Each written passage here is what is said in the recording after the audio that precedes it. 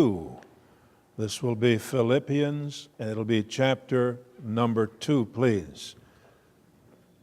As I look back over this particular congregation while preaching this message, I am reminded that our lives have been intertwined with your lives for the past 15 years or so.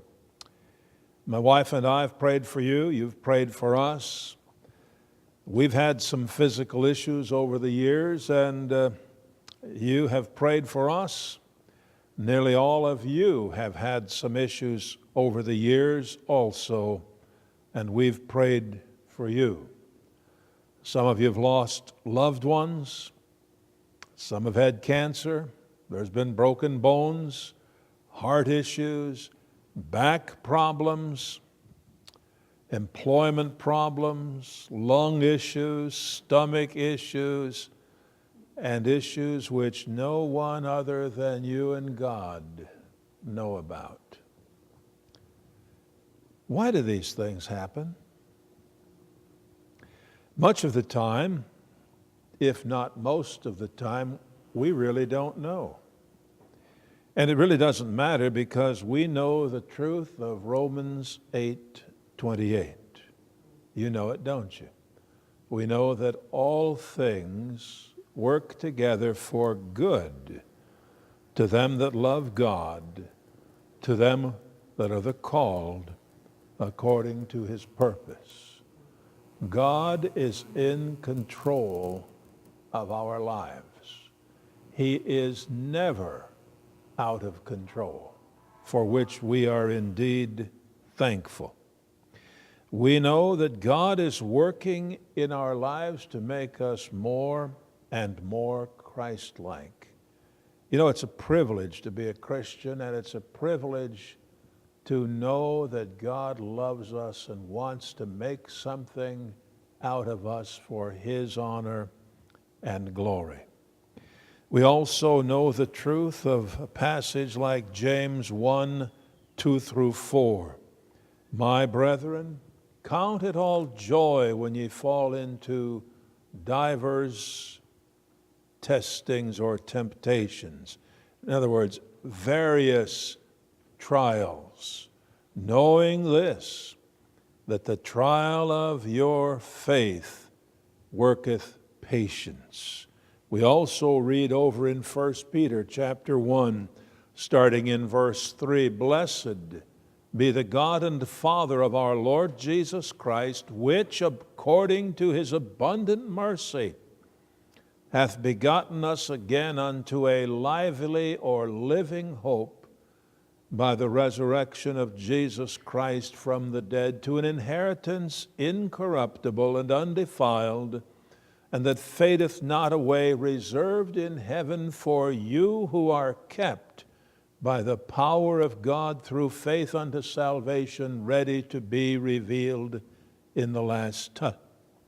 Wherein ye greatly rejoice, though now for a season, if need be, ye are in heaviness through manifold temptations, through various trials, that the trial of your faith, being more precious than of gold that perisheth, though it, meaning the gold, though the gold be tried with fire. In other words, it is highly refined gold. And your faith is more precious even than highly refined gold, that your faith might be found unto praise and honor and glory at the appearing of Jesus Christ. Aren't we glad that God directs our lives, even though our lives may take some unexpected turns? That is, turns which are unexpected by us, but which are not unexpected by God. The answer is yes, we really are. Tonight, as we consider Philippians 2:25-30, we see Paul's commendation of Epaphras and an unexpected event Epaphras experienced in his life. Now, I'm not putting my Bible aside because I'm departing from it. They just didn't build this pulpit big enough for notes plus a Bible, okay? And I need big print. My wife keeps getting older, and as a result, I need big print. So I printed it. I have it right here in front of me, and I can read it. We've already seen, as we've looked in the book of Philippians over a period of time, Paul's opening greeting, followed by his thanksgiving and prayer, followed by his circumstances and desires, followed by an exhortation to unity, followed by his commendation of Timothy. And in this message, we look next at Paul's commendation of Epaphroditus. There's a name for you. If you're looking for a new one, you might consider that one. I'm not sure what you'd call him for short, but you could figure that out. We have all kinds of names we have figured out for our children, haven't we? Verse 25 says, "Yet I supposed it necessary to send to you Epaphroditus, my brother and companion in labor and fellow soldier, but your minister and he that ministered to my wants." Epaphroditus has been a blessing to Paul as well as to the church in Philippi. Epaphroditus was sent by the church at Philippi to deliver a gift from the church to Paul in Rome. It's a long way, and has served Paul in Paul's imprisonment in Rome on behalf of the Philippian believers. And now Paul is sending him back to Philippi with this letter. He's carrying the letter. Although Paul would like to come himself, and although Paul would like to send Timothy, he believed it important to send Epaphroditus back to Philippi this time along with this epistle. Yet introduces a statement in mild contrast indicating a slight shift in Paul's thought. He switches from his discussion of sending Timothy to Philippi soon to his discussion of sending Epaphroditus immediately. I supposed, as I thought or I considered, I thought or supposed it necessary. It implies that Paul considered this something he really had to do.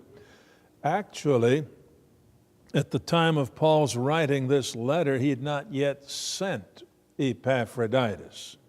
But this is one of those statements that's written from the standpoint or viewpoint of the reader rather than the viewpoint of the writer, inasmuch as Epaphroditus would be delivering the mail by himself.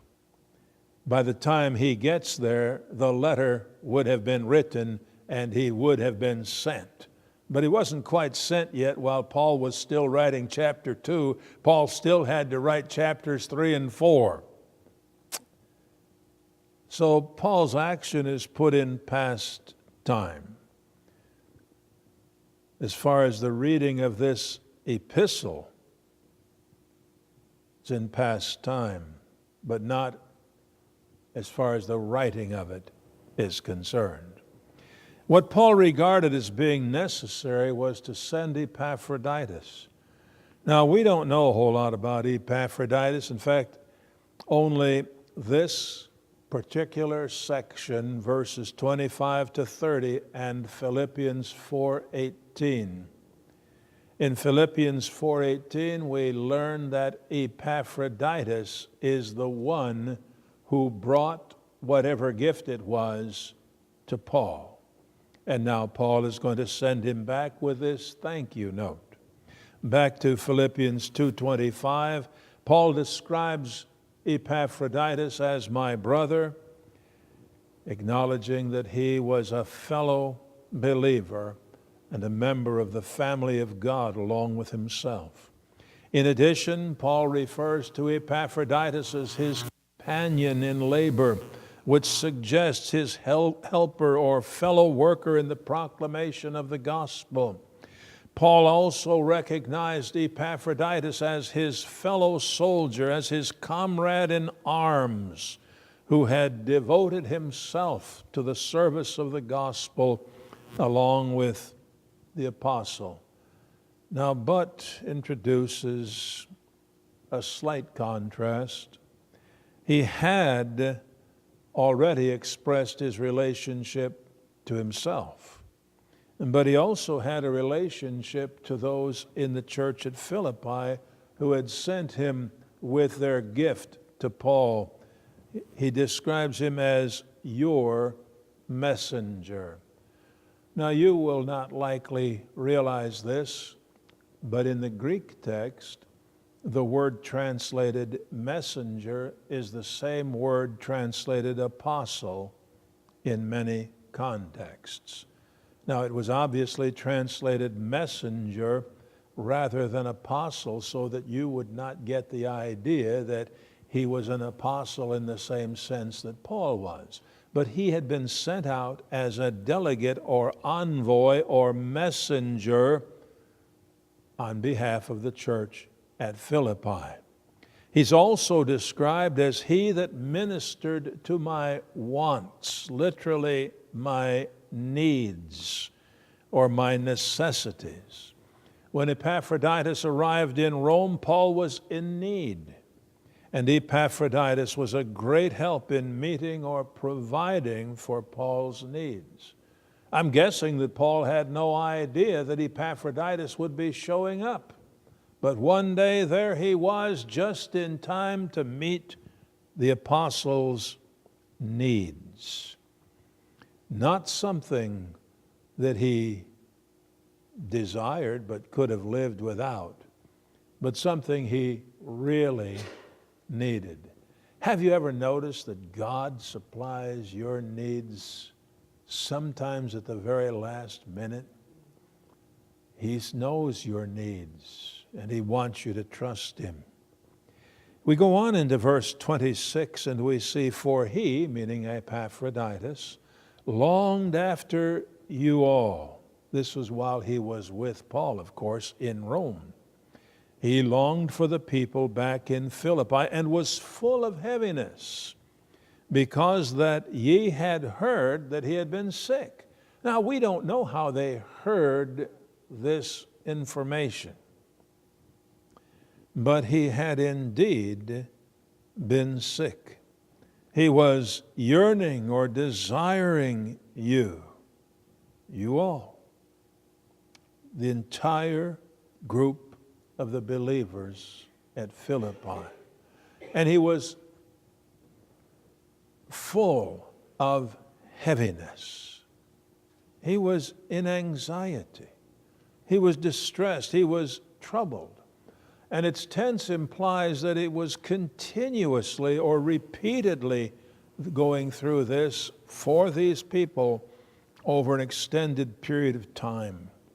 Now, the reason that Epaphroditus was in this state of heaviness or anxiety was because that ye had heard that he had been sick. For the reason that, or in view of the fact that you Philippian believers heard that he was sick. We don't know why he was sick. Perhaps it was the result of the difficulty of the journey from Philippi to Rome. Or perhaps he had contracted some disease while serving the Lord as Paul's servant. You know, the prisons were not necessarily characterized by high-quality hygiene. In any event, Epaphroditus was very sick for a while. Now, do you suppose that when Epaphroditus left Philippi, that either he or the Philippian believers expected him to nearly die on this trip? I'm sure they picked a healthy one out that could make it and have no problems. But remember, God could have prevented this whole thing from happening, but he didn't. Isn't that interesting? It's thus an indication of God's will. It wasn't just bad luck. It harmonizes with Romans 8:28. We know that all things work together for good to them that love God, to them that are the called according to his purpose. So it was good for Epaphroditus. You might wonder, how could that be good for him? But it was. The Bible teaches that. It was good for Paul to go through this experience. It was good for the church at Philippi also to realize that one of their own might be dying. Well, why did God allow this? And I've said it already, but we really don't know, and we really don't have to know. What we have to do is trust God to accomplish his purpose in our lives. How many purposes might he be trying to accomplish in your life by the most recent unexpected event you had? He might have been a dozen or more. We don't know. God isn't limited. We can't figure some things out because we're not omniscient like God is. But don't limit it to just one thing. God is in the process of educating us in spite of our obstinacy. We go on into verse 27, for indeed he was sick, nigh unto death. In fact, he was sick, so sick that he nearly died. Now it's interesting, he was sick, and it implies that he was no longer sick as a result of the people and Paul praying, or at least as the result of God's healing him, whichever it was. He'd since recovered, but he had nearly died. He came near death. But strong contrast is suggested. God intervened and had mercy on him. God pitied Epaphroditus. Aren't you glad he's pitied you a few times too?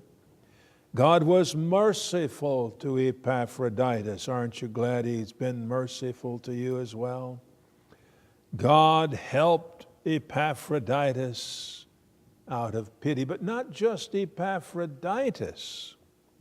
Not on him only indicates that it was not only on Epaphroditus that God had mercy, whereas but on me also indicates that God also had mercy on Paul as well.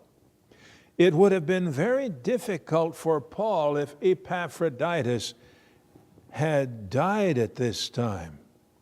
Paul would have felt terrible because Epaphroditus had come on a mercy mission to Paul, which would have cost him his life. It would also have been a calamity for the saints in Philippi to have had Epaphras die as a result of the mercy mission on which they had sent him. Paul didn't wish this sort of grief on himself or on the believers at Philippi. Furthermore, Paul needed Epaphroditus. He probably didn't have anybody else who could perform the function that Epaphroditus performed. So it would have caused him a great grief not to have had Epaphroditus there to assist him in his imprisonment. Now you consider something. Okay, if you're the one going through the problem, physically, emotionally, whatever, it affects your family too. It affects the church too, okay? In my wife's case, she's been going through something, as you know. It's affected a number of churches around the country where we have served. People are praying for her. Well, we're praying for her. It's affected me. It's affected our children. This is normal. It's not just God having mercy on the individual, it's on the others as well. You've been through things, whether it was in your situation or a parent's situation, you've been through things where it's affected a lot of people. Normal. You know, it just goes to show we're more normal than we might think we are. Some people might think we're nuts, but they can think whatever they like. We know better. He had mercy on him and on me also, lest. When you see that word lest, it's indicating a negative purpose, in order that something not happen, lest I should have sorrow upon sorrow, one sorrow after another. You know, there is a limit to the sorrow believers can tolerate at any one time. And God has promised not to allow our testings or trials to go beyond this limit. I refer you to 1 Corinthians 10:13. There hath no temptation. The word temptation is the same word meaning test or trial. Sometimes it's used of a solicitation to commit sin. Sometimes it's used of a trial or a test. There is no temptation or test taken you, but such as is common to man. But God is faithful, who will not suffer, who will not permit or allow you to be tempted or tested or tried above that ye are able. Whatever that limit is. And some of you must have a fairly high limit because you've been tested quite a bit. Will with the temptation or trial also make a way to escape, that ye may be able to bear it. There is no need to panic, no need to break down and cry repeatedly. It's all right to pray. We should do that. And it's all right to cry out to the Lord. But we accept what comes because God is in control and He has allowed it for our benefit. According to verse 28, Paul says, I sent him, meaning I, Paul, sent Epaphroditus, therefore the more carefully, that when ye see him again ye may rejoice, and that I may be the less sorrowful. I sent him with special urgency or with haste, in order that when you see him you may rejoice, or you may be glad. The word again may be understood with when you see him. When you see him again. Okay, he hasn't been there for a while, so when you see him again. But it also may instead go with ye may rejoice, suggesting they're not rejoicing now, but you may rejoice again when he returns. It can go either place. You really can't tell which one. And that I may be the less sorrowful. That's easier to understand. Paul was so happy that he had been there, but he needed to go home for his own benefit and the benefit of the people there. And he was sad that he had kept Epaphroditus as long as he had, and that he was not able to go home sooner. That I may be the less sorrowful, that I may be free from anxiety.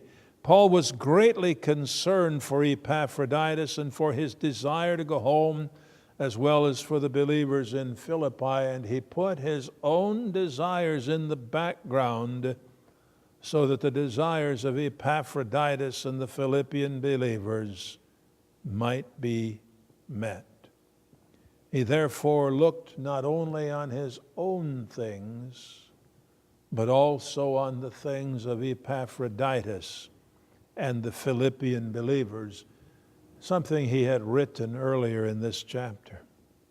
Receive him, verse 29, therefore in the Lord with all gladness, and hold such in reputation. Remember, he's carrying the letter with him. So when he gets there, they're going to have to read this before they know what Paul's telling them to do. But they'll be happy. In verses 29 and 30, Paul tells the Philippian believers how they should receive Epaphroditus back into their fellowship. Be receiving Epaphroditus. Be welcoming Epaphroditus. Throw a party for him. Celebrate it. Receive him in the Lord as a Christian. Someone who's been out serving the Lord with all gladness, with all joy. It's likely that this would happen anyhow, because the Philippian believers undoubtedly had great confidence in Epaphroditus, or they'd have never sent him to Paul in the first place. Therefore, they could be expected to be delighted when he returned to be with them. And hold such is plural, such ones as these, such ones as him in reputation. Regard him highly. Regard others like Epaphroditus highly. He's just one example.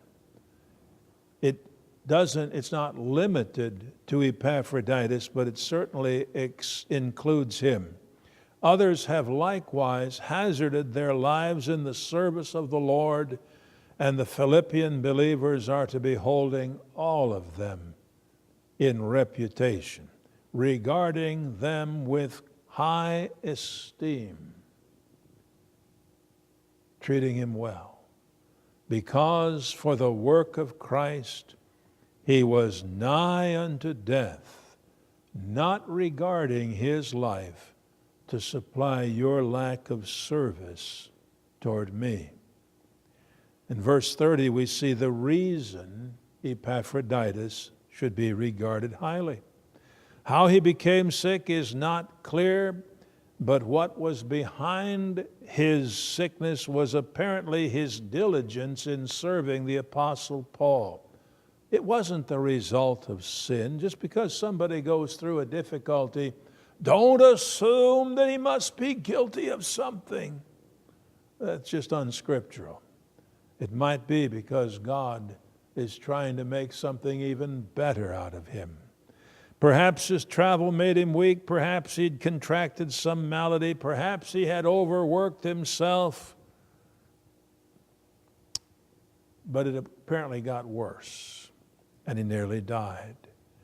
Notice it was for the work of Christ, because of or for the sake of the work of Christ, and implies that Epaphroditus had placed the work of Christ over his own health.